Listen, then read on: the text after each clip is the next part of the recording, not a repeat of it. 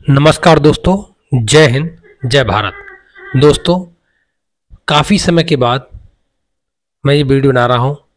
ये वैकेंसी हमारे भूतपूर्व सैनिक के अलावा मेल फीमेल सभी के लिए वैकेंसी है, जो कि एसएससी के माध्यम से है। मल्टीटास्किंग नॉन टेक्निकल स्टाफ की वैकेंसी है और इसमें हवलदार से स्टार्टिंग होगी। अब बात करते हैं डेट ऑफ सबमिशन की। तो इसके लिए 26 जून 2025 से शुरुआत की जा चुकी है और 24 जुलाई 2025 तक रहेगा। इसकी अंतिम तिथि 24 जुलाई 2025 है। तब तक आप अपना फॉर्म ऑनलाइन सबमिट कर सकते हैं। दोस्तों, इसकी अगर बात करते हैं तो जो फीस जमा करने की जो अंतिम तिथि है वो भी जो 25 जुलाई 2025 है। साथ ही करेक्शन विंडो खुलेगी वो 29 जुलाई 2025 से 31 जुलाई 2025 तक रहेगी। Schedule of computer based exam जो है आपका सितंबर अक्टूबर में करा दिया जाएगा। इसके लिए एक टोल फ्री नंबर भी दिया गया है जो एसएससी का है। इस पर आप अधिक जानकारी के लिए संपर्क कर सकते हैं। अब बात करते हैं इसमें कितनी वैकेंसी है, क्या पद रहेगा और कितनी सैलरी रहेगी, क्या सिलेबस रहेगा, सारी जानकारी इस वीडियो के अंत तक दी जाएगी। दोस्तों, आपसे अनुरोध है, अगर आप नए हैं तो यहाँ पर चैनल सब्सक्राइब जरूर करें ताकि आपको आने वाली हर प्रकार की नोटिफिकेशन समय से मिल सके। तो इसके अंतर्गत जो वैकेंसी है टोटल 1075 वैकेंसी है, जिसमें आप देख सकते हैं जो रिजर्वेशन दिए गए हैं इस प्रकार से हैं। एससी यानी शेड्यूल कास्ट के लिए, एसटी के लिए, ओबीसी के लिए, इकोनॉमिकल वीकर यानी ईडब्ल्यूएस के लिए और हमारे भूतपूर्व सैनिकों के लिए ये वैकेंसी दी गई है। साथ ही इसमें पीडब्ल्यूडी यानी डिसेबल्ड पर्सन के लिए भी वैकेंसी है। मल्टीटास्किंग स्टाफ नॉन टेक्निकल, इसके अंतर्गत डिसेबिलिटीज व्यक्ति भी अप्लाई कर सकते हैं जिनके बेंचमार्क इस प्रकार से दिए गए हैं, जैसे BLV यानी लोअर, BLV, DHH यानी डीप और हायरिंग जो हार्ड हायरिंग यानी जो कम सुनते हैं वो भी इसमें अप्लाई कर सकते हैं।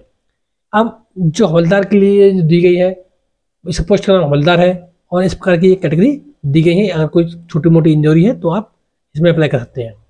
साथ ही भारत का नागरिक हो, नेपाल का नागरिक हो और भूटान का नागरिक हो और वो पर्सन जो जो भारत के अंदर मर्ज हुआ था फ्रॉम पाकिस्तान से, बर्मा से, श्रीलंका से, East African country of Kenya, Uganda, the United Republic, Tanzania, यहाँ से भी ये बंदे जो आके पहले सेटल हो रखे हैं कब काफ़ी समय पहले, वो भी इसमें अप्लाई कर सकते हैं।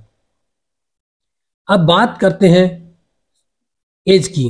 तो उम्र सीमा इसमें 18 साल से 25 साल रखी गई है, यानी आप 2002 से पहले जन्मे न हो और 2007 के बाद के जन्मे न हो।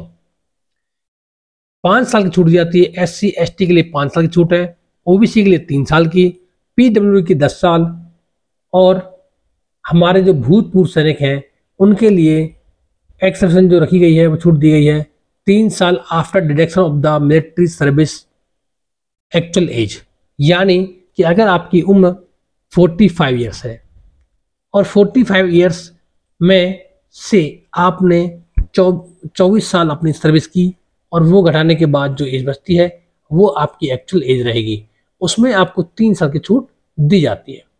डिफेंस पर्सन डिसेबल्ड है तो 3 साल, अगर डिफेंस पर्सन डिसेबल्ड है ऑपरेशन के दौरान तो 8 साल छूट होती है।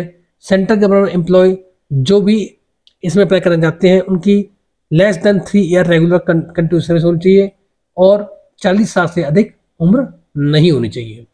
सेंट्रल गवर्नमेंट के जो सिविलियन एम्प्लॉय हैं जो इसमें अप्लाई करना चाहते हैं उनकी 3 साल रेगुलर सर्विस से कम हो और 45 साल से अधिक न हो। ऐसे ही विडो, डिवोर्स वुमेन, उनके लिए भी अप टू 35 ईयर्स है और विडो और डिस्कवर्ड वुमेन के लिए अप टू 40 ईयर्स तक है। अब बात करते हैं आगे क्या प्रोसेस क्या है। अब यहाँ पे एक चीज और दी गई है, date of birth filled by candidate in the online application from the same record in the matriculation या सेकेंडरी एग्जामिनेशन सर्टिफिकेट के अंदर आपकी जो डेट ऑफ बर्थ है उसी को कंसिडर किया जाएगा। एक्स सर्विसमैन कौन माने जाएंगे? जो already secured employment in civil side under government group C और डी में ऑलरेडी पोस्ट कर है, आफ्टर एबलिंग द बेनिफिट और रिजर्वेशन गिवन द एक्समैन को री एम्प्लॉयमेंट के लिए दोबारा एलिजिबल नहीं माना जाएगा ईएसएम कैटेगरी के अंदर of and fees condition concession के लिए। अगर वहां पे उन्होंने जॉब कर ली है तो उनको उनकी जो फीस है उसके ऊपर कंसिडर और नहीं माना जाएगा। हाउ एवर इसके बाद आपको एक नीचे दिया गया है, the period of call up service of an ex-serviceman in the armed force shall be also treated as service rendered in the armed force and purpose of the age relaxation rule। जो as का जो rule है उसके हिसाब से इनको दी जाएगी। अब एग्जाम्पल दिया गया, an ex-serviceman means a person, कौन कौन एक्स-सर्विसमैन हो सकता है? जिन्होंने सर्व किया हो रैंक कम्बैटर्स के अंदर या रेगुलर आर्मी के अंदर, नेवी एयरफोर्स के अंदर या Indian union and who either has been retired या उससे रिटायरमेंट हो चुका हो, या फिर मेडिकल ग्राउंड पर स्काउट किया गया हो, who have been released from such service रेल्ट या सर्विस निकाला गया हो। इसके बाद बात करते हैं मुख्य जो चीज रखी गई है, ये देखिए नीचे process of the certification format certificate मांगे गए हैं, उनका प्रोसेस क्या होती है वो नीचे दिया गया है।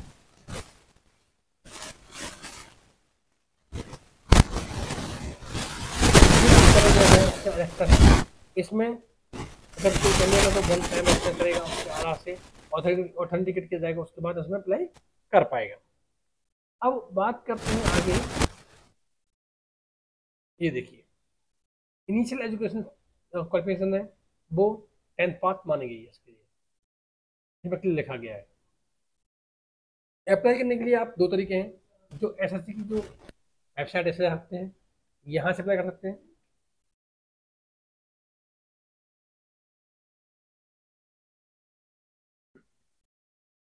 ये देखिए लास्ट डेट इसमें 24 जुलाई दी गई है, उससे पहले आपको फॉर्म भरना है। एप्लीकेशन फीस की बात करते हैं 100 रुपये इसकी फीस रहेगी। वुमेन कैंडिडेट के लिए कोई फीस नहीं है, SC ST के लिए कोई फीस नहीं है,